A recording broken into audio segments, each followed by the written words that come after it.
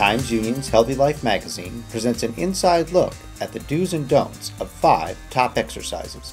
In this video, we'll give you some key tips on doing the shoulder press, the squat, the pull-up, the push-up, and the sit-up or crunch.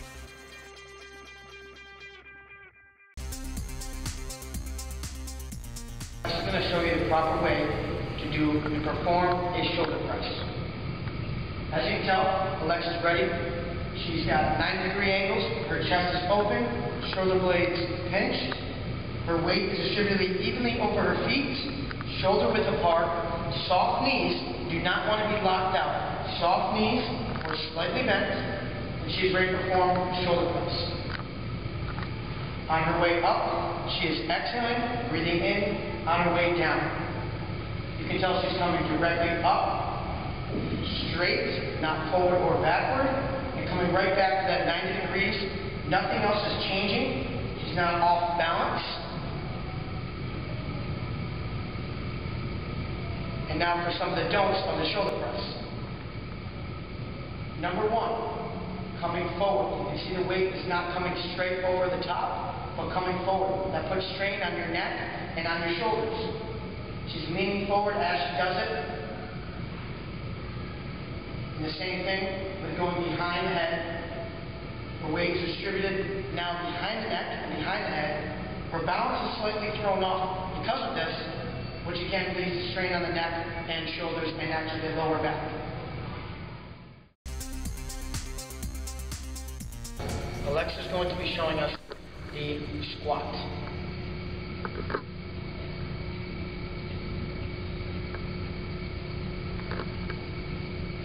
As you can tell with the squat, hands are out forward, out front. That's to help keep your balance. As you can tell with her feet, her weight is distributed over her heels. Her knees are tucked behind her toes. She's nice and low. She's not off balance. She's relaxed. And she's letting her legs and glutes do the work. Everything is centered right over the hips, right over the heels. She's not on the toes. She's not off balance.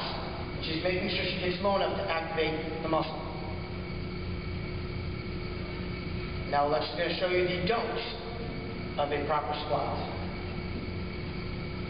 As you can tell here, the heels are lifting off the ground. Her weight is being distributed forward onto the toes.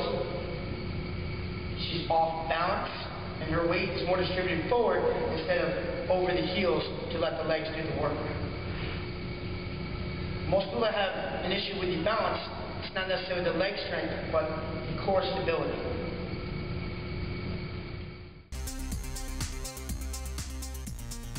Alexa's going to perform the assisted pull-up. As you can tell, as she gets on, her body is in a line. She's going to be squeezing her shoulder blades, elbows backward, core tight, everything in a line. Hips are forward. As she comes up, she's going to squeeze shoulder blades together. And the most important part is actually keeping your head and your spine neutral, looking directly forward. And breathing out on the way up, and inhaling on the way down. As you can tell, everything is nice and tight. She's working on her back. And now Alexa's going to show you some of the don'ts of doing the assisted pull-up.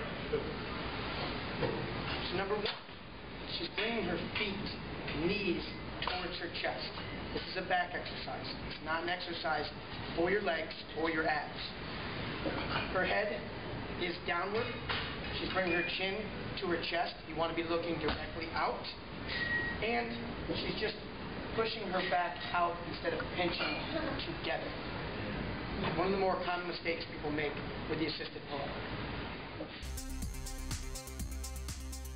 Alexa is going to perform the push-up.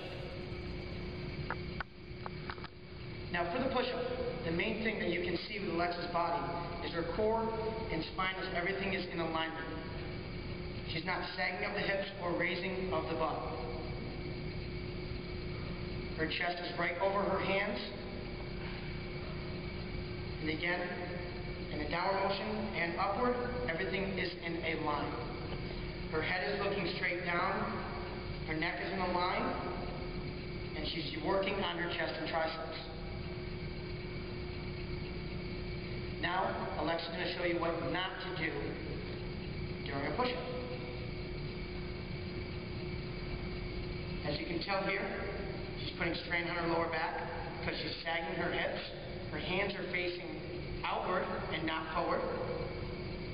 She's looking down and tucking her chin in instead of having it relaxed and then looking forward. Now for some people that have trouble with doing a regular push-up, we also have the modified push-up. If you feel that you are straining your core a little too much, sagging your hips too much, you might want to try a modified push-up where you do the same type of form, but you're doing it from your knees.